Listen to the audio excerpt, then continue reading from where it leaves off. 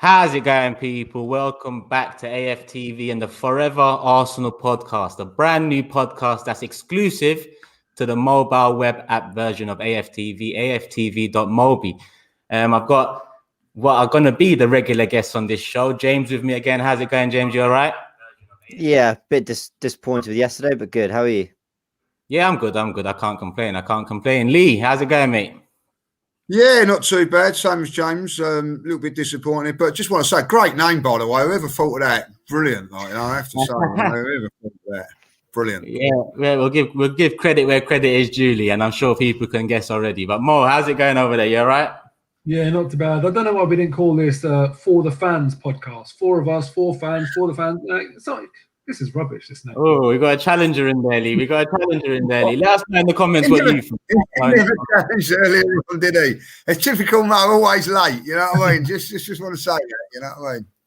But everyone's smiling right now, people. Make sure you guys hit the like button if you haven't already. Subscribe, share, tag us in the videos and all that on Twitter, Instagram, all of that. You already know what to do. Like I said, we're smiling now. We probably won't be smiling by the end of this show. But let's kick into it. We've got about an hour, people. And I think the big news of the day, the cat is out the bag. The secret is out. And Ozil is confirmed to Fenerbahce today. It's official, finally signed, sealed, delivered. Thank you, Messer, as Arsenal's Twitter account put it. Where do we start? Who should we start with? Let's start with Mo. Mo, give me a roundup of your thoughts on Ozil's legacy at the club from top to bottom. I think we know pretty much all our thoughts on the last couple of years, but I think overall his time at Arsenal, what did you think? Well, before we do that, I just want to get this pronunciation of Fenerbahce right. Because we all say Fenerbahce, and that must be painful to your ears the way you pronounce it. Give it one more time. I'm used to it now, Mo, but it's Fenerbahce. Fenerbahce. All right, lads, he's told us now, so we've got to live up to that if we're going to mention it, or just say Ozil's new club if you can't handle it. But yeah, Fenerbahce is a good move for Mesut Ozil. Hopefully a place where he'll be loved and appreciated and valued. And even Arsene Wenger, when he spoke about Mesut Ozil, he actually said that, look, Ozil's one of those players that you do need to kind of put your arm around his shoulder a little bit at times and, let him know that he's wanted or whatever. Managers since Arsene Wenger haven't done that. And as a result, it just hasn't worked for him. But as you said, Turkish, we look before that, the last few years, and look at his legacy for Arsenal before that, I thought he was a fantastic player for our club. And, I can only speak for a fan, and not just a fan, but a paying season ticket holder, home, away, abroad. When I pay good money to go and watch my team play, one player that I looked forward to watching was Mesut Ozil. Because, you weren't guaranteed necessarily, he's going to do the blood and guts part of the game. But there's a lot of players that can do that. If you want blood and guts, you can get that watching Robbie Savage. What Mesut Ozil did, not many players could do, and he was just a Rolls Royce on the park. I remember, saying that on one interview I did. I remember saying that you have grand artists, you have Picasso, you have Beethoven, Leonardo da Vinci, all of these people. Mesut Ozil. Sometimes you'd watch him play, and the strokes his paintbrush that he used to stroke that pitch with, you'd turn around and say, do you know what? You are an absolute grand artist. And when you consider that he's barely played recently, when you look at statistics in terms of assists and chances created over the last, 5 years or 10 years, whenever it was, I think it might be quite a long time, but it kind of, even in spite of him not playing, he's up there, top 5 in Europe's top 5 leagues. I think it was ESPN that released this sort of stat. And that's with the likes of Messi and, top names. Payet's on there for chances created, Hazard. But, big names. And this is Mesut Ozil, who hasn't even been playing. Just shows how good of a player he was. I was proud to have him at my club. Really enjoyed watching him play. And I think he's conducted himself with absolute class throughout. And even though he hasn't been... as I say, there's been some shortcomings on the pitch. Let's not get that twisted. It's not rose-tinted glasses now. There have been times where he's ducked certain responsibilities, certain challenges, but I've loved having him here, and best of luck to him.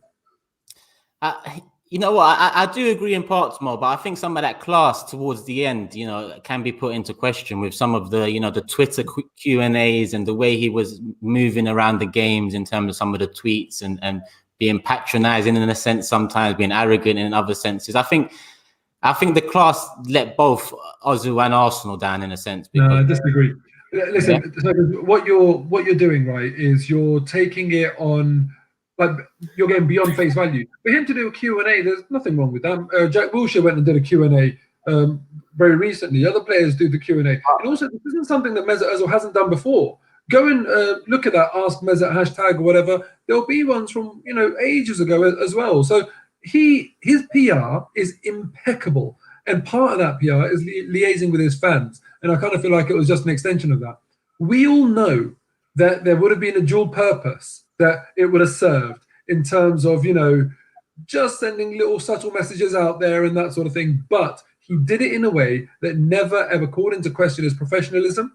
So that's what I say when I say he remained classy. And what I say to you, Turkish, and also Lee and James, if someone exposed or leaked quite personal details about you or one of your decisions internally in an organization, what level of class would you be able to retain? So even if you don't think that it was necessarily 100% perfect levels of class and professionalism, given the circumstances and given the way he was treated and the way the club tried to force him out, I thought he kept his head held very high. All right, James, I want to hear from you now. Obviously, being a younger fan and someone who's grown up with Mesut being the figurehead of Arsenal, the main man. What's your thoughts overall and what we just touched on with Mo and the Twitter stuff? Yeah, so I agree with, a lot of what Mo said, especially from a footballing perspective. The guy was supremely talented in terms of raw ability. And, I'm 25, so I've not had the pleasure of watching some of the very best Arsenal sides. In fact, I've seen a lot of us in decline. But he was always a shining light. And I think in the last couple of years, his performances have dipped. I don't think there's, that's unfair to say. And yeah, all the credit in the world to him, for how he was as a footballer. I think the game moved on and he didn't adapt with it. I think number 10s were asked to do different things, whether it was to work harder, press more, play out wide, drop into midfield like a De Bruyne or a David Silva did. And I don't think he did that. Now, do I think that's because he didn't have the talent? No, I actually think, if I'm being honest, I don't think he ever really wanted to reinvent himself. That might be harsh. It's just, I kind of felt that when I looked at De Bruyne and David Silva, I felt they had another way of reinventing themselves in midfield, or when they were asked to do different jobs. I'm not sure he had that. But then he won the World Cup playing on the right for Germany. So yeah, tremendous player. In terms of the classiness aspect, I think, look, there's no doubt that, he's used his platform for good, for sure, when it's come to, speaking out about certain things and, making sure that his voice is heard. And I absolutely, totally respect that.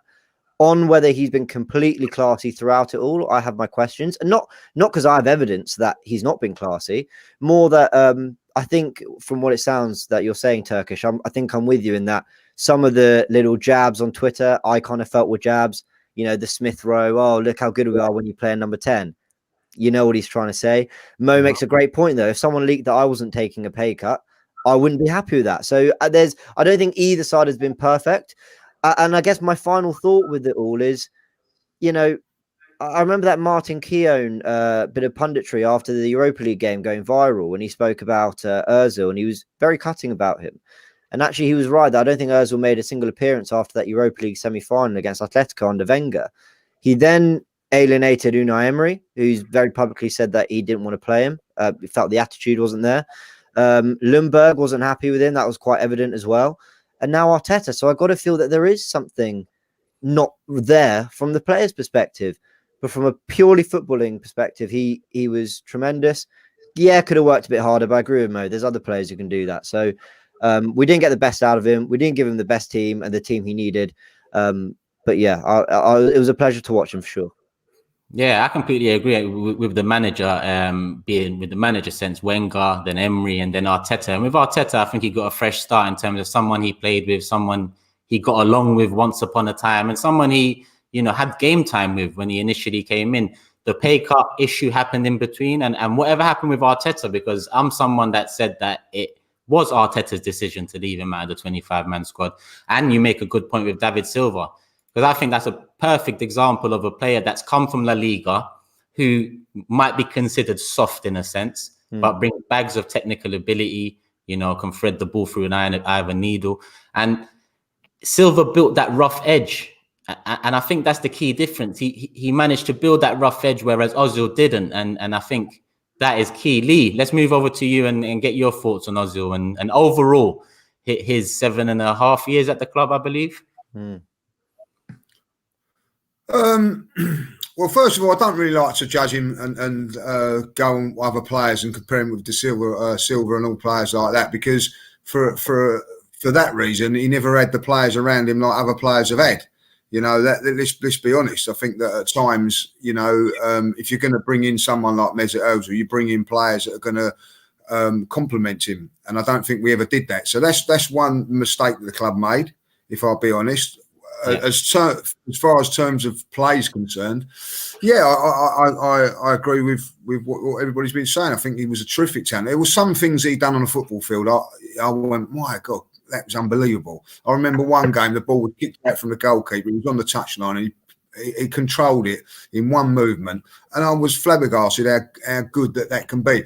But when you do those sort of things, did he really push his talent to the way that he should have done? And that's my problem with Mesut Ozil. I think at the end of the day, when people say, oh, he's world class and he's this and he's that, you know, he's not even in my top 10 of top Arsenal players, you know, and that's because, you know, I can name the players that I've watched through my times, you know what I mean? He wouldn't get close to that.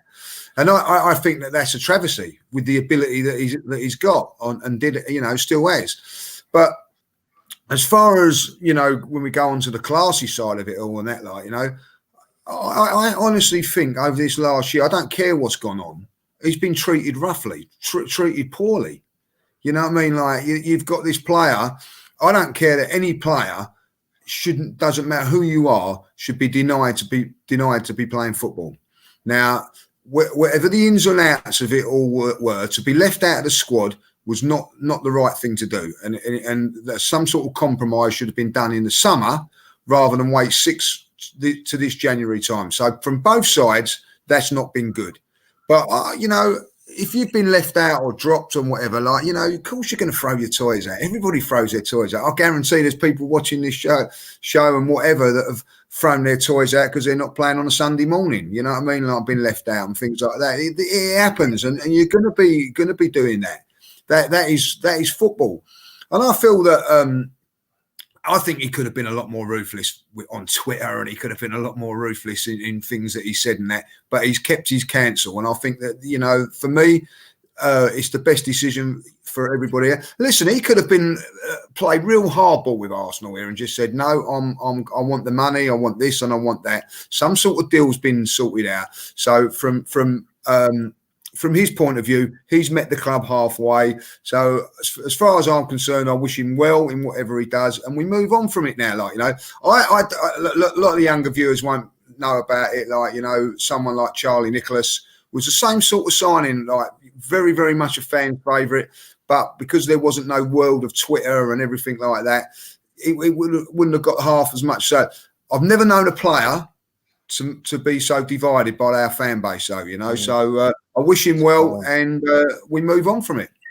Before we move to you, Mo, quickly, I just want to throw a spanner in the works, and I think you agree with him, Mo, so we'll hear from you first. And over the last year, I'd agree with you, he has been treated poorly. But let's say in the summer, and I think this is pretty much, you know, a fact without it being proven, that he was offered the chance to leave if he wanted to leave. But on the contrary to what you just said, in terms of, you know, letting go of his contract and his wages, he didn't at that time. I think he wanted to play hardball, and I think he wanted to flex his muscle a bit in terms of his commercial appeal and how many fans he reaches out to. Mo, what was you about to say, and what's your thoughts on that? What I was about to say is, obviously the details of the agreement that has been reached between Mesut Ozil and Arsenal is not public. So as much as I like the guy and have enjoyed Mesut Ozil being at Arsenal, he has not, we have no guarantee that he has given even a penny out of what he was due to leave Arsenal. Maybe Arsenal have had to pay him out right to the end of his contract. We don't know that. So we can't really give him credit there. And then also, the other thing is, this is what I'm saying there is not a criticism. He has no obligation to do that. He was owed that money because he's contracted to receive that. And in fact, you know what? I actually do hope, and I know this is strange because obviously I want the best for Arsenal, but I want the best for Arsenal, provided Arsenal are acting in the right way.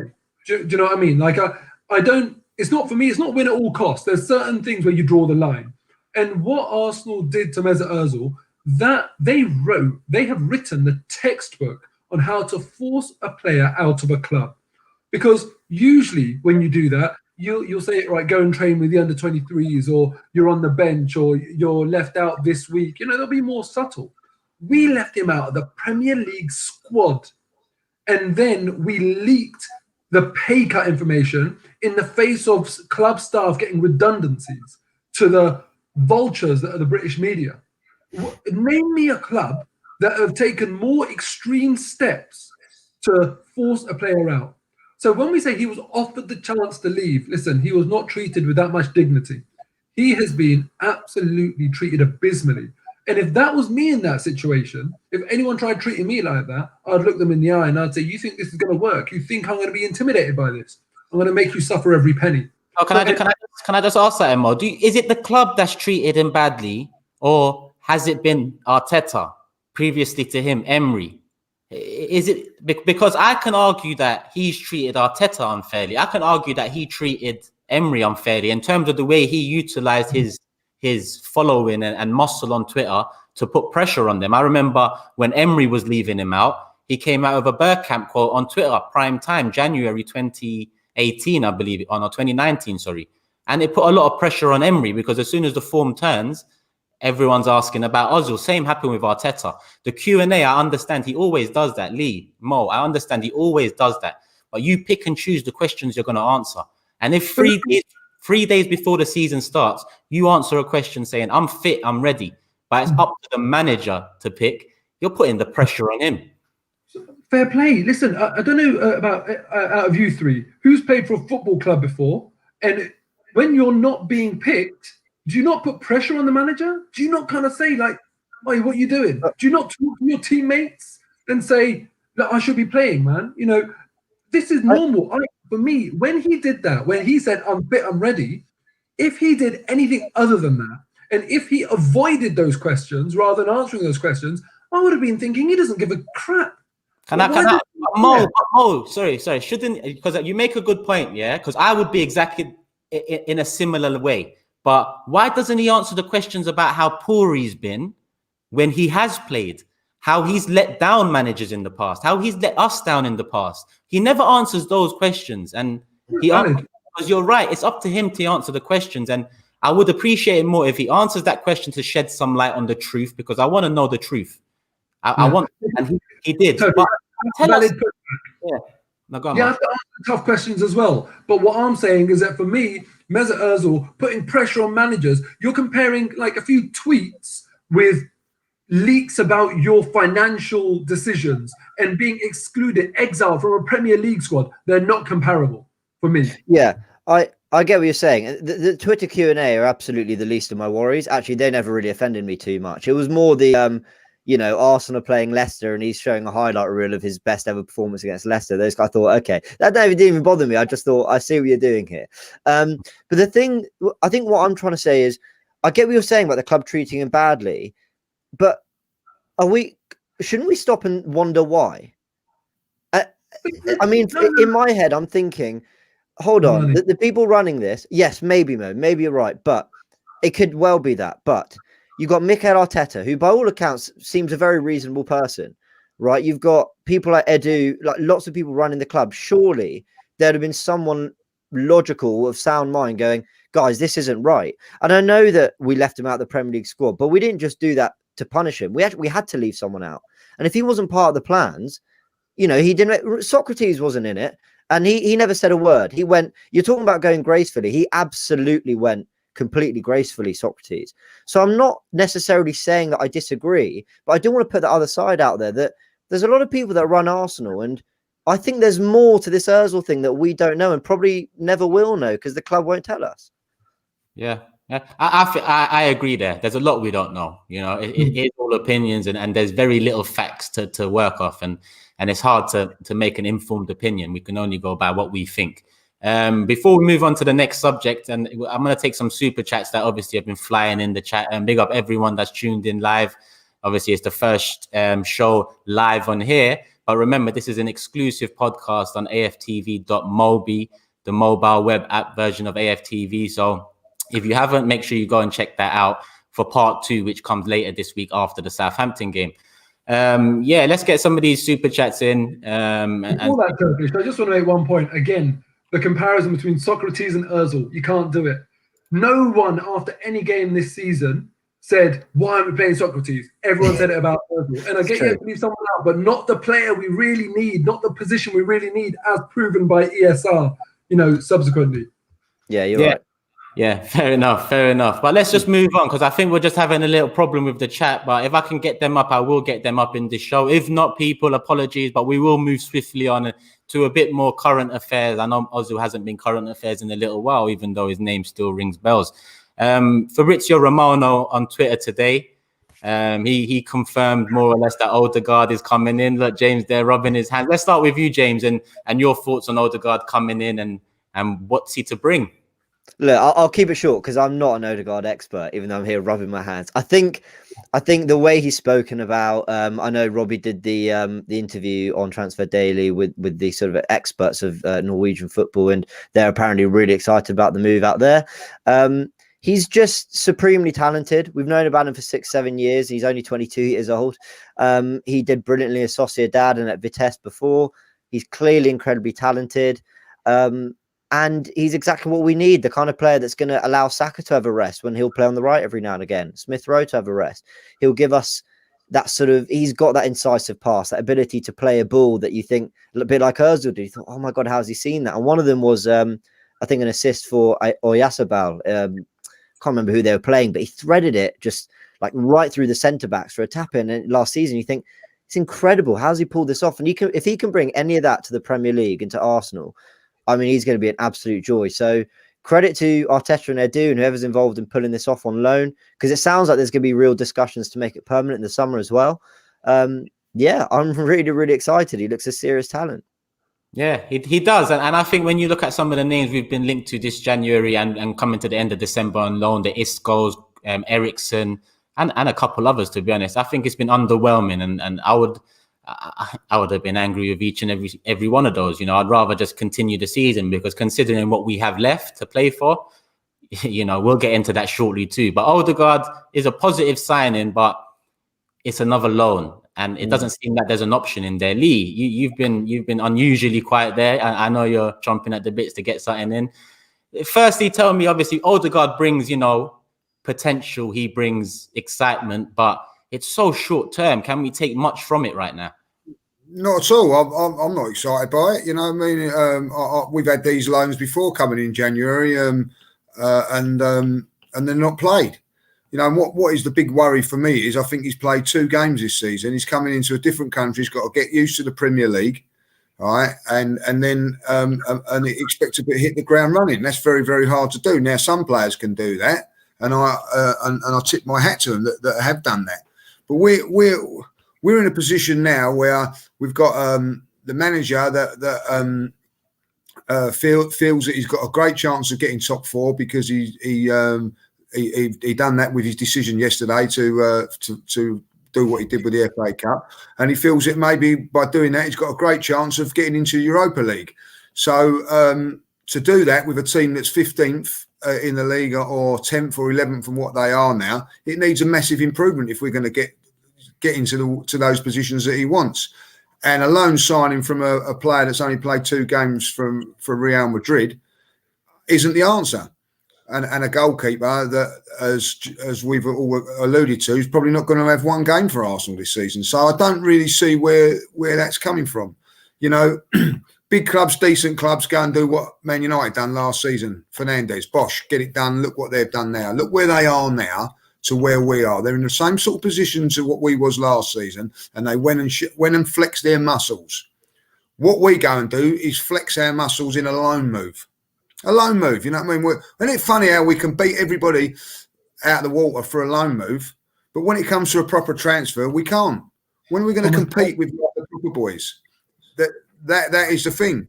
And look, listen, I'm desperate for him to be successful, desperate for it to work, because if it does, it's Arsenal going to be successful. But we've seen this before. I can't even think of the fella I'm thinking of that come from Barcelona. Dennis Suarez. Dennis Suarez, there he is. He was going to be the answer. I didn't see much of him. There's one we have to send back to get him in, Ceballos. He didn't seem to be the answer. Well, you know, I look at Ceballos and that's a great point to bring in there, because, you know, I like Ceballos as a player, but do I really want to him? Not really, because he's not he's not an Arsenal player. He's another player of another team, and that's what, you know, I'm a little bit worried about, like, you know. And what happens if he comes in and does extremely well for the next 6 months, and we get the Bruno Fernandes sort of treatment, and we've got to go, oh right, okay, we've got to let you go back now. You know, I'm just, you know, maybe it's because I'm a little bit peed off with yesterday as well. I'm not getting excited about the Arsenal at the moment. I don't know, but I just feel that we need more than just loan signings to get us through into this where we want to be, and that's how I feel about it. But listen, I think he's a very, very good player. I'm not saying that he's not, but we've hopefully got to see him. You know, where's he going to get his games in? You're going to chuck him in at Southampton or Man United on Saturday? You know what I mean? Like, or we're going to chuck him in on an FA Cup game. Oh no, we're not in the FA Cup. Forgot about that. So when are we going to chuck him in to a game? You're going to chuck him into the Benfica, you know, first leg. You know, when are you going to give him the minutes that he's going to be? And also, you've got to ask the question: if he's decided to come over to here, we must be promising him something. We must be promising minutes somewhere along the line. Yeah, because like James said, he had a successful loan spell at Real Sociedad already. So why wouldn't he go back if he wasn't after game time? Mo, you wanted to say something there. Well, yeah, I mean, firstly, Lee's on his big time on his grumpy mood today, because honestly, you're obviously annoyed because I'm sorry, I disagree with what you're saying. And also, listen, one question you've just posed: why would you not go back to Real Sociedad? Real Sociedad are in contention for Champions League qualification in La Liga. Real Madrid, by the accounts that I've read, do not want to send him there because they don't want to strengthen a rival. It's not going perfectly for Real Madrid this season. Atletico Madrid are top of the league with games in hand. They're favourites. And Real Madrid are looking for Champions League qualification via top four, as are Sociedad. That makes complete sense to me. They don't want to strengthen a rival. On the other point, Lee, you've said that when it comes to proper transfers, Arsenal can't beat anyone. When it comes to loans, we blow everyone out of the water. That's not true. Look Aubameyang. Look at Thomas Partey, Gabriel. You know, we have signed. Nah, Mo, I have to disagree with you. Whoa. I have to disagree with you now, because with Gabriel, I think he was a gem that we unearthed. With Aubameyang, we caught him at the right time in January, where we needed a prime striker and Chelsea needed a backup striker. So if Chelsea needed a prime striker that January, Aubameyang would be there now, because we know if Chelsea flex, you know, it's different. Thomas Partey, we left it till the last day of the window. If United, you know, opened their eyes and maybe realized they need a DM, they didn't. They didn't. We got him, and no one can question. Thomas Partey is a top player. He's a very good player. It's not like, look, with Ødegaard, for example, from what I understand, only Leicester were in a conversation with him. That's the only report I've read. It's not that there was a whole host of clubs after him. With Thomas Partey, he would have had his offers. And we, like Lee said, I'll use his phrase, we blew everyone out the water. I think it's been a little bit unfair when it comes to that. Just my opinion. But the other thing, Lee, that you're complaining about the fact that it's a loan deal. I was saying this a few weeks back in advance of any moves in the January transfer window, and I'm going to talk about Mikel Arteta here, and all the people watching or whatever, please spare me the emotion, because people get really, really emotionally vested in Arteta or whichever manager. This is not a personal thing. For me, the jury is still out on Mikel Arteta. He has not announced himself as a top manager and someone that's definitely going to be a success at Arsenal. On that basis, I was saying previously, Lee, that I would not back him with significant funds in this transfer window, because for me, the jury's still out on him. If I am making the decision or wielding the axe on Mikel Arteta, I'm looking at him thinking, am I going to have to sack you at some point in this season, or are you going to live up to your potential? And on that basis, I think it's too risky to go and chuck loads of money on his lap and say, go and spend it on who you want, when another manager can come in and say no. So I actually like the loan deals. And the 2 loan signings, Ryan and Ødegaard, they're not necessarily about who are you going to chuck him in against and what they're going to do straight away. It's more of a question of, if Leno or Emil Smith-Rowe gets injured, what bloody option do we have? So I think they're very necessary signings, though I do share your concerns with where Ødegaard is going to get the game time without it necessarily being to the detriment of Emil Smith-Rowe. I'm going to make it 2-2 here and agree with Mo, because I still believe that Arsenal absolutely that late equaliser there. I do believe that Arsenal can can still attract players. Absolutely. We know Thomas Partey waited all window for Arsenal to come in. And by the way, it's not about the competition to get him. It's the fact that he actually wanted to leave Atletico Madrid, who are playing Champions League football, to come to Arsenal. And we managed to pull that off. From what I've read about, Gabriel was wanted by PSG and Man United as well, even Napoli. So we managed to get that over the line. So I do think we still absolutely have a pull and can get players here. In terms of game time for Ødegaard, look, I see it as very simply, we do not put that weak team out against Southampton if we've got an Ødegaard. Because suddenly you're bringing in a like-for-like number 10 who you can trust, who can play. Or maybe that Newcastle game, you play Ødegaard because you want Smith-Rowe for the tougher game against Southampton in the Cup. So I think it's just a case of rotation. I'm not Ole Gunnar Solskjaer's biggest fan, but what he's got right this season is he's rotated really well. He's used Greenwood and Cavani when Rashford and Martial need a break, or Van der Beek, well, not as much, but you get what I'm saying. He's used that quite well. Fred and McTominay at times. Sometimes Pogba plays there, sometimes plays on the left. And I think it's one player, but if you add that to Smith-Rowe, Saka, Aubameyang, Lacazette, and you just need one of Willian or Pepe to find form, please, can one of them find form? You suddenly got a wealth of attacking options. So I see it as purely strengthening the squad and making us, giving us more ammo for the rest of the season. I just want to fling a question right back at you, and then everyone else after that. Just interject whenever you please. James, you're rubbing your hands when I mentioned the name, and there's something that's been bugging me with it, because I'm seeing a lot of MO10, M10, and all of this. Yeah. Before I give my opinion on even entertaining the idea of giving him the number 10 shirt, what's your opinion? Before we get into there, we got a super chat up here from Missing, and he's asking, Ødegaard, is he better than Emil currently? No. If you're going to address the creative problem, do it with someone who Emil can learn from. Look at Villa, Morgan Sanson, 14 million joke thing, bigger picture. What do you think about that, James? Which, by the way, is quite a rare signing, because a lot of clubs around Europe aren't spending money.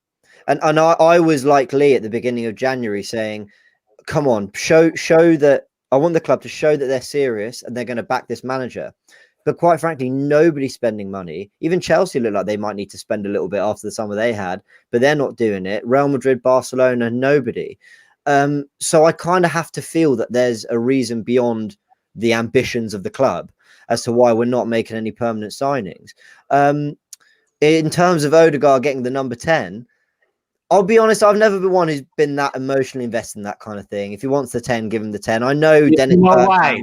Yes, I know a lot of great players have worn it. I know, I do get that. And even Ozil was 11 before 10, and he kind of earned it, didn't he? Jack Wilshere came through the 19, and then I get all that.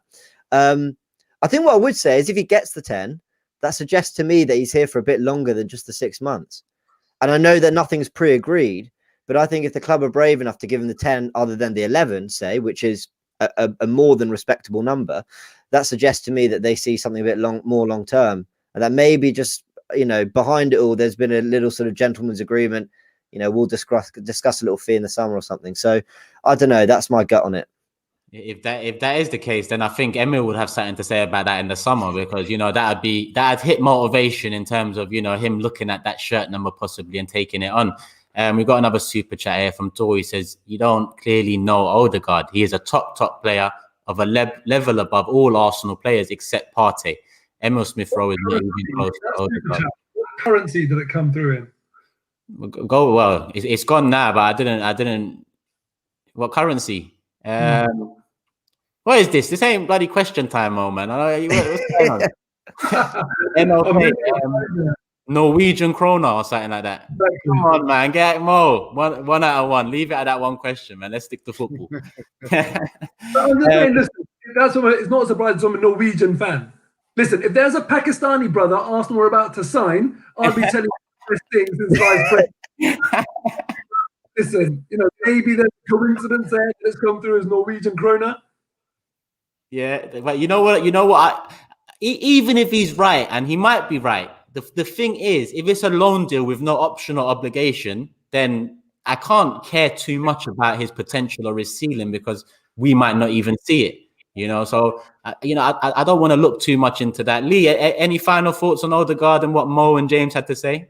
Yeah, listen, I think like Arsenal are going down a route where they're trying to get young players, exciting players coming through. The younger sort of, in the 22, 23, like sort of age. And I think that's something that I think we're going to have to go down that route because we're not going to spend the money. We're not going to compete with the big boys for the big signing. So like someone like Gabriel, he's a good signing. You know what I mean? Like 22 years of age is going to get better and better.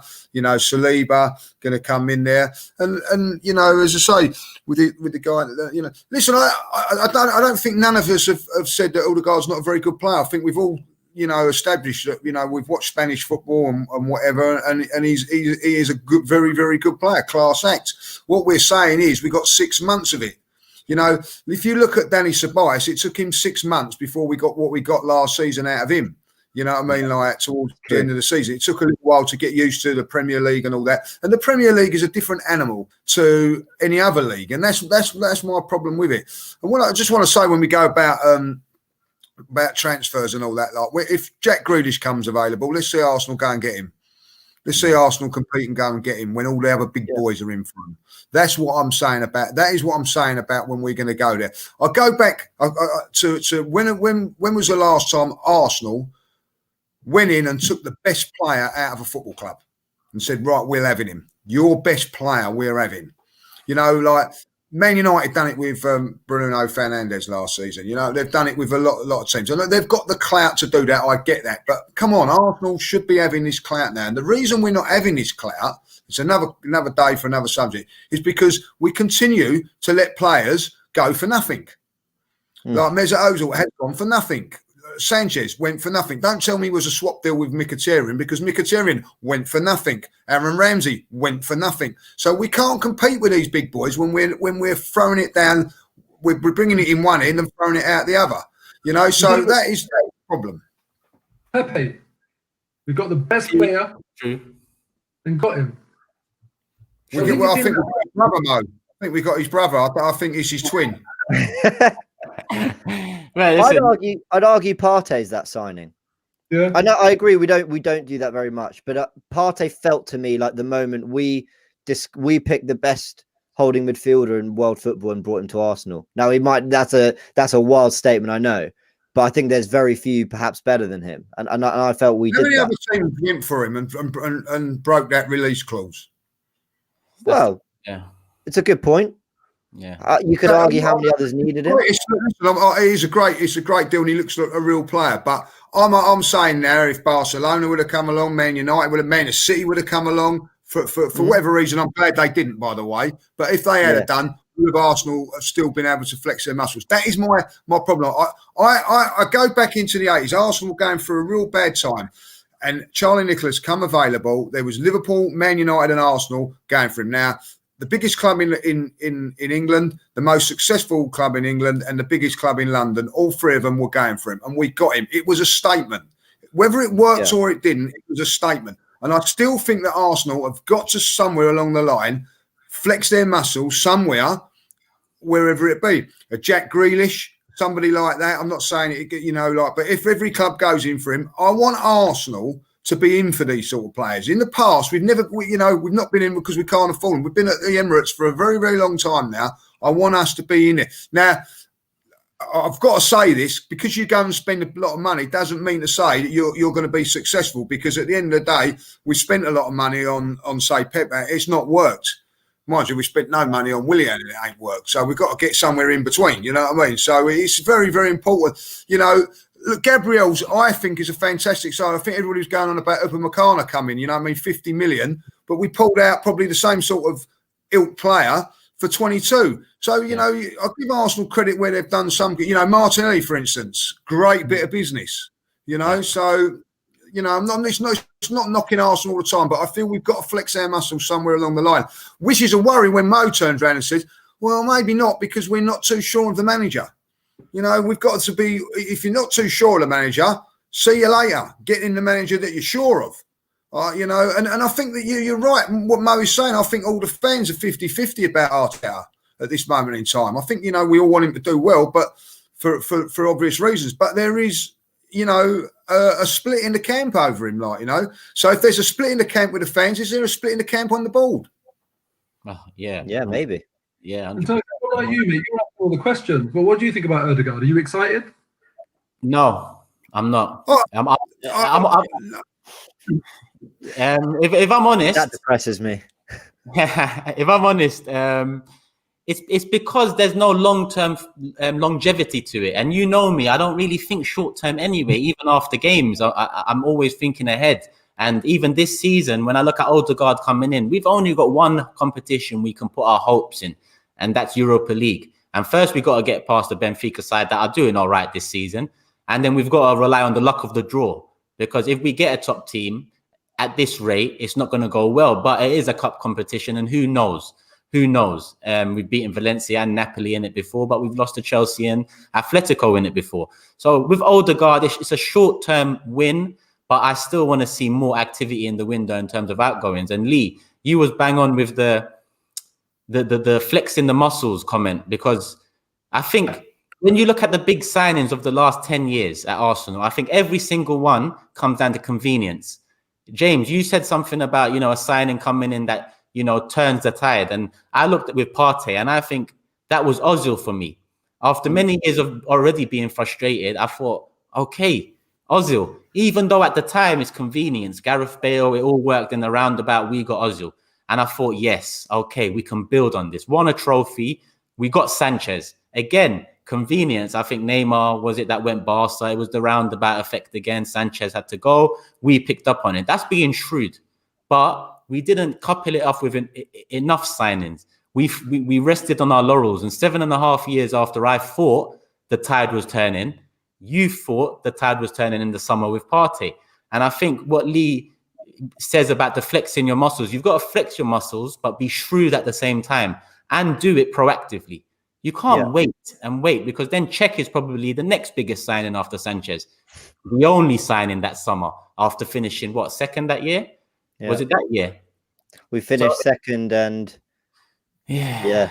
God, I can't remember. All of our big signings in Aubameyang, he was out of favour at Dortmund, contract issues. You know, he came out already on Twitter about the board. So it fell in our lap in January at the right time. Aside from those big names, Thomas Partey, release clause, last day of the window, didn't even have to negotiate. So I think Lee's right. We need to flex, but we need to do it in a shrewd manner, because with COVID, with FFP, with the financial climate around now, it's a shame because it gives them an excuse. And you know, I'm tired of the excuses that's been given to them. But in reality now, you know. Absolutely. And also, I'm slightly disagreeing with myself here and joining your side. But also, it's all well. Sorry, Mo. On go. I thought of a good point, so I'm sticking it in my own net. But it's all well and good doing your Parties and Gabriels, and they do excite me as signings. And you're right, young profile or getting some of the best. I get all that, but it is kind of slightly stained when you've given a 3-year contract to Willian and you've signed a backup keeper who's not good enough, and suddenly you're thinking it was a 10 out of 10 window, but you've actually kind of worsened it by adding more players, and so there's that as well. But I do think on the recruitment side of things, I think we are going the right direction, but not just recruitment, but I think also transfers in general. I mean, I did not expect Kolasinac, Ozil, Saliba to get his loan move to France that he wanted, Socrates, all to go in this window, and that's a lot of wages off the books. And I think Arteta and Edu are baby steps, but taking baby steps in the right direction of how we want the club to operate in that way. Sorry, James. Don't you guys think it's a bit of the easy work we're doing? You know, it seemed like Ozil turned around and said, you know, I want to play football now. Socrates, you know, wanted to play football. Whoever has Kolasinac wanted to play. Saliba. it seems that we've done the easy work. But there's hard work to do at this club. There's players that have more than 2 years on their contracts remaining that we need to start thinking ahead of. There's Lacazette. Why? True. Mo, Lee, James. I asked a few questions on Twitter yesterday because I said no one should be surprised with what happened against Southampton. I asked, why did we sign Willian? You know, why did we do these things off the back of, you know, being told, be excited, being told no players will go into their last 2 years of their contract? Why did we say no to West Ham when they inquired about Eddie Nketiah? Why did we say no to Wolves when they inquired about Maitland-Niles? Why are we doing this when Eddie Nketiah's value in the summer goes down so much with a year left and shambolic performances like we're seeing? At the end of the day, West Ham just bumped Ajax for 25 mil. We could have potentially, you know, done one over on West Ham and got 20 mil for Eddie. 15 I'd take. Why aren't we doing these things? Mo, Lee, like somebody talk to me, because I can't turn a corner in terms of how I see this club moving if they don't turn a corner. And I'm still seeing the easy work being done and putting ourselves in a more difficult situation with Willian and all of these things we're doing. Mo, let's go over to you. I don't think it is that easy to get rid of players that are now surplus to requirements, because especially at Arsenal, when you're living in one of the best cities in the world and you're on good money and, you know, no pressure, it's very difficult to motivate a player to leave. The surefire way of doing that is buying out their contract. So maybe Arsenal have gone and done that, but even then, you know, on a financial basis, you know, making that financial decision, that's also difficult. It's a tough call to be the one signing off that transaction. So I don't think they are easy, actually, Turkish, and clearly also it's not easy to go and attract, you know, top players. It's probably even harder, because I have to be consistent with what I'm saying. It's probably even harder to attract the right level of player without offering substantial financial support to the manager because you aren't really convinced by him, and also adding strength to the team. So I have to say, this transfer window so far, I'm very happy with, because we've made the difficult decisions in buying out player contracts and getting them out of the club so we can move forward together. And we've also added Premier League proven quality with Matt Ryan. I know he's not, he's not one to get excited about, but we're not going to play him unless we need to. And on that basis, it's probably the correct level of signing for a reserve goalkeeper. You know, for me, he should not get a game unless Leno is injured. Simple as that. No cup run, this, that, rubbish, whatever. Obviously, it's only the Europa League left now, but that's how it should be with him. And Ødegaard, you know, all things considered, yeah, he's not the most exciting signing in the world, but ultimately he does have potential.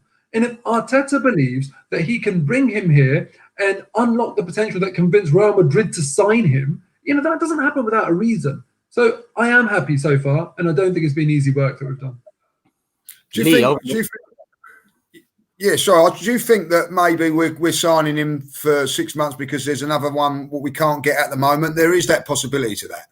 You know, the actual player that we want, I'm not going to mention names, but we can't get him in January. So we do this deal now, gets us to the summer, because we do need somebody like that. And then maybe go for the one that we've been probably chasing all last summer or something like that. I don't know. That could be the case. You know, listen, Arsenal have not learnt their lesson, Turkish, over the last few years with signings of players and all that. You know, Arsene Wenger come out a couple of years ago and baffled me when he turned around and said, "Oh, it's good for players to run out their contracts." You know, good for, is it? Yeah, it certainly is good for the player and his financial bank account, but it's certainly not good for the club. And we've not learned our lesson. This has been happening at Arsenal. I can go back to Wiltord went for free. Edu went for free. You know, going back a very, very long way when we let players go on free transfers. Now we're going into this same position now with Eddie and Lacazette. That, you know, if you don't sell them it now, that they go into the year left of their contract, and then it's whittling down, and the less and less power you get, and of course then you're not going to have the financial clout, and you're going to get into the situations that we have where we're giving away players now to get them off the wages. You know, So I think Arsenal have got to be a little bit more proactive and flex their muscles in that respect as well, because it's not good business.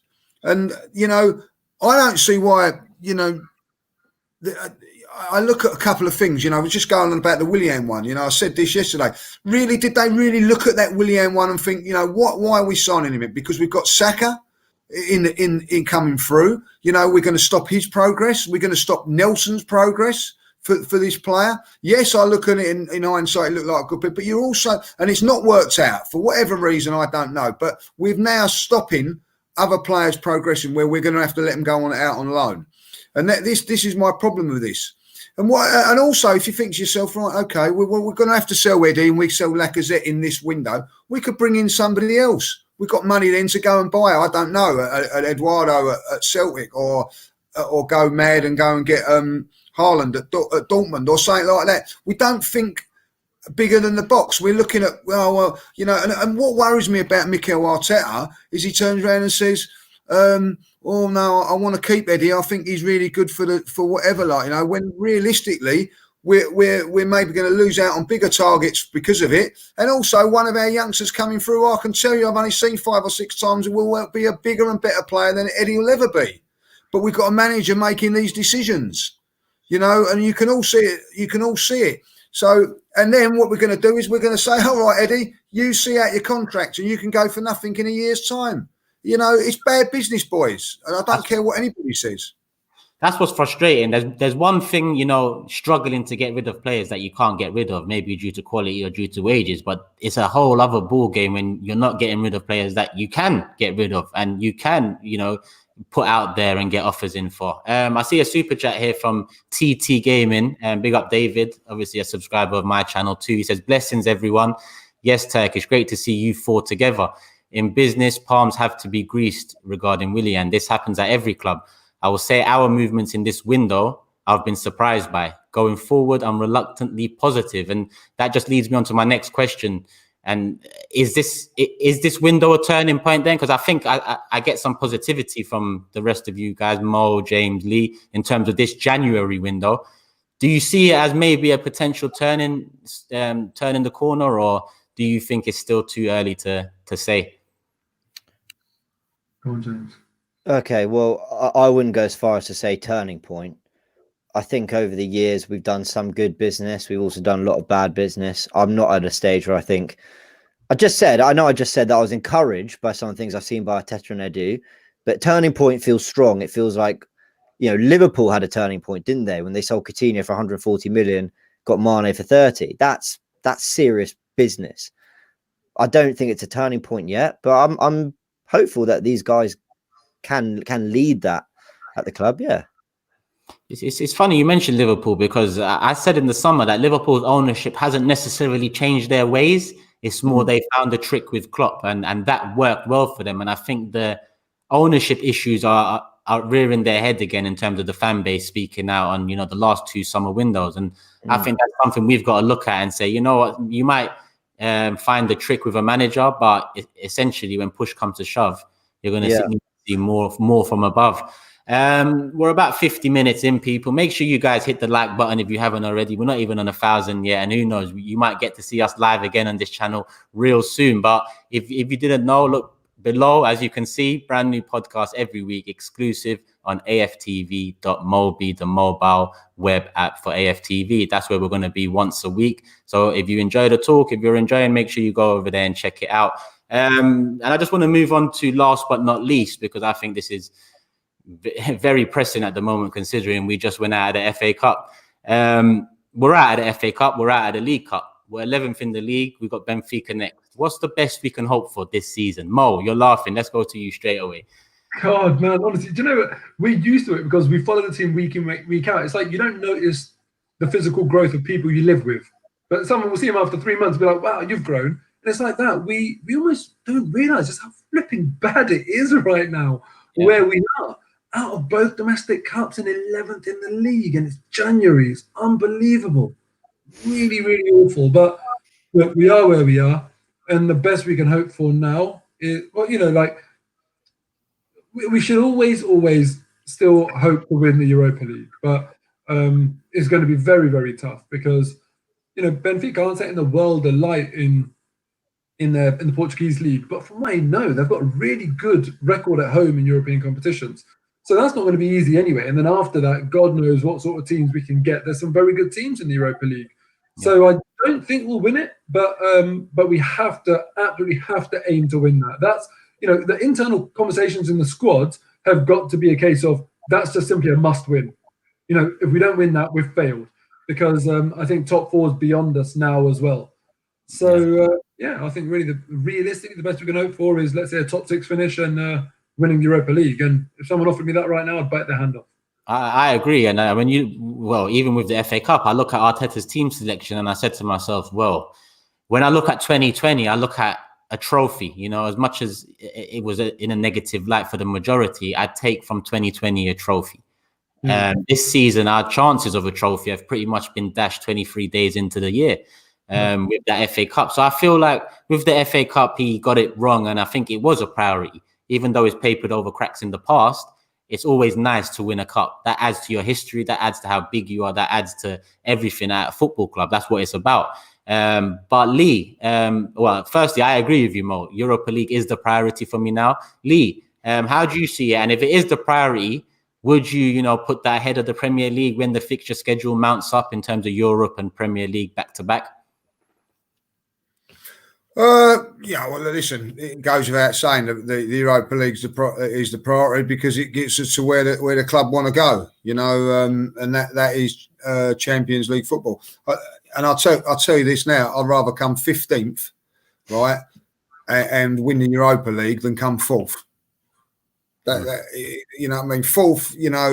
That's how I feel, because at the end of it, there's a trophy at the end of it, and that is still, for me, growing up as a fan, it's been, up until all of this Premier League and Champions League money come into it, that was the main aim about playing football and turning up for football, whether you played for your school team, your Sunday morning team, or your or a Premier League side. Like, I even hear when I go to youth games and all that, teams saying, "Oh, we're in 4th," like it's like a badge of honour now. Like, you know what I mean?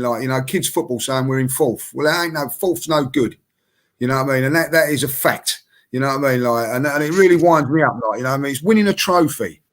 And like yesterday, I don't care what anybody says, Mikel Arteta, I honestly think this, boys, I'm going to really say this now. Right? I honestly think if Arsenal hadn't won the FA Cup last season, with what the run Mikel Arteta was on, I think a lot more fans would have turned on him, and I think that it would have been too much pressure. So the FA Cup, in a way, has kept him in his job.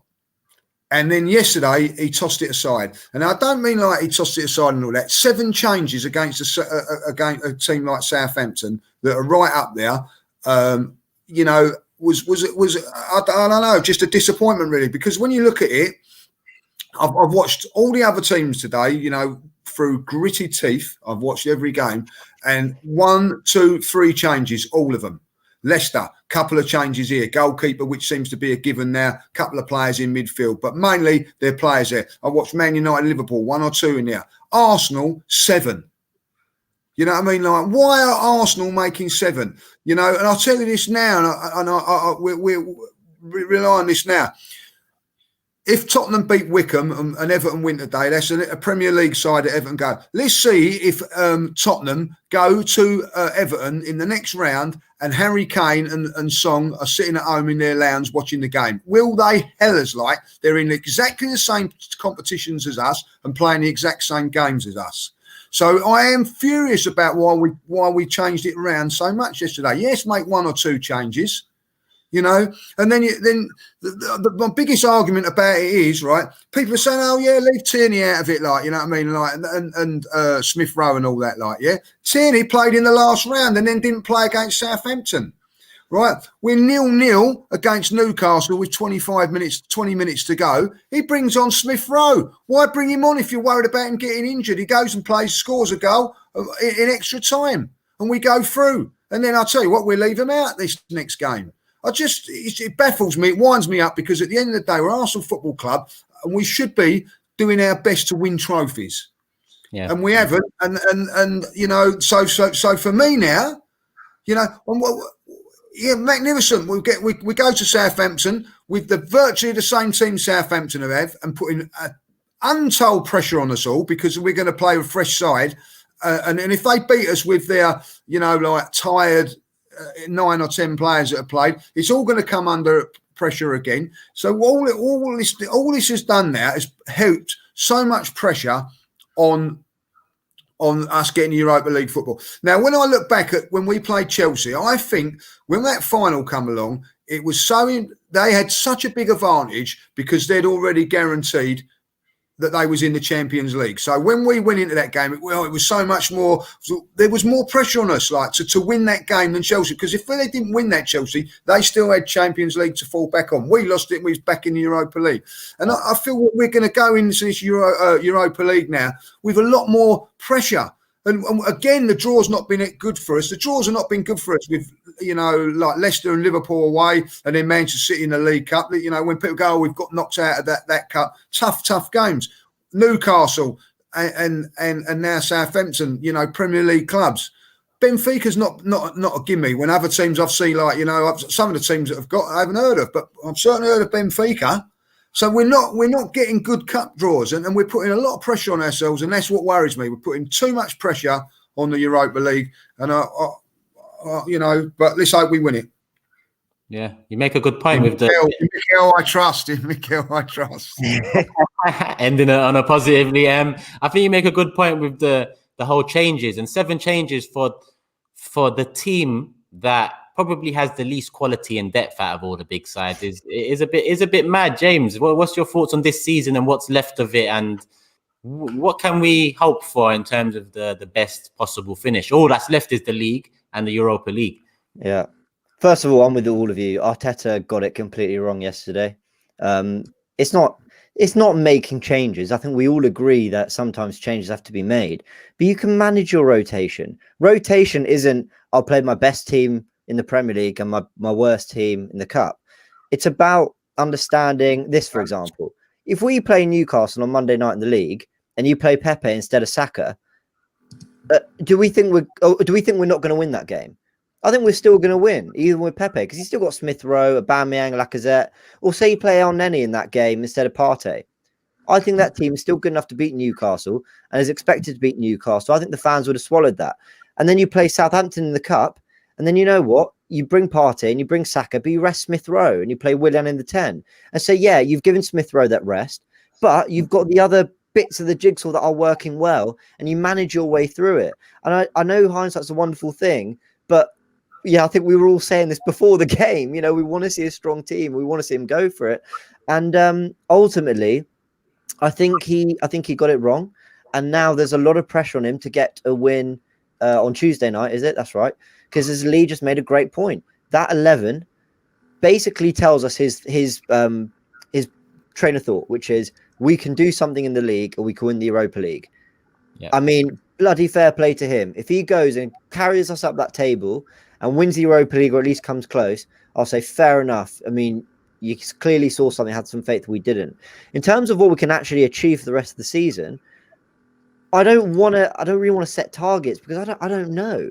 I honestly, we could finish 5th or 16th. I genuinely don't know with this team. But what I do want to see is progress in terms of the minutes we're giving the players we're giving minutes to. More for Smith Rowe, Odegaard getting lots of game time, Martinelli coming into the team, getting the right centre-back partnerships, making sure, Cedric's playing well, he's kept in the team, that kind of thing. And I want to see good football. I want to see us on the front foot. One thing I'll give Arteta credit for is that even before the Chelsea game for a few games, we're starting to get to a point where we're starting to outshoot teams and have more possession and actually look like we were the aggressor a little bit more. Now, Mo's absolutely right. Look how far we've fallen, how bad it is that I take something like that as progress. But I gotta play the course and look at where we are and say, if I can just keep seeing progress in the football we're playing, the signings having a good impact, and slowly climb that table, even if we finish 8th, I think I'll say I still have faith that Arteta can keep slowly building it. But I don't know. Otherwise, maybe 7th and a good Europa League run is kind of the best I can hope for, I suppose. So talking of progress, I want to spin around with some predictions now. Southampton, can we turn it around? We're over an hour in, people. So we're going to end it with predictions. Let's go back to you, James. What's your prediction for the game? I actually think we'll turn up and play well, but 1-1. They're a good size, Southampton. They are. 1-1. Draw.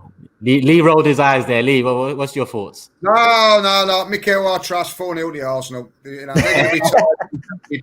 4-0 to the Arsenal. 4-0. I think, listen, Arsenal have got to win this game because of what's happened in the way, and I think that they will just sneak their way through it. I do, you know, and I do think that, like, you know.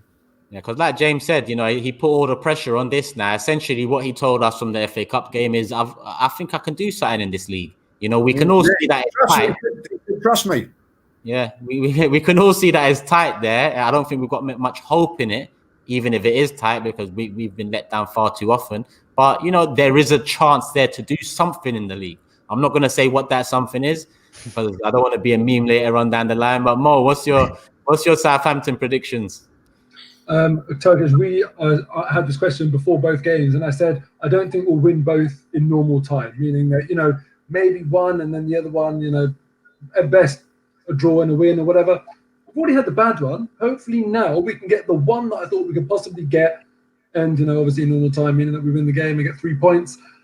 But I don't think we will. I think it will be a draw. I feel like for the credibility of this podcast, if we're looking at the aggregate scoreline predictions between all of us, I have to go and say Southampton 4-0 win, so that you've gone and kicked it right out of the park. I agree with James. I think it's going to be 1-1. But it's a very important game because now, if we're being honest about who our rivals are, Southampton are ahead of us in the table.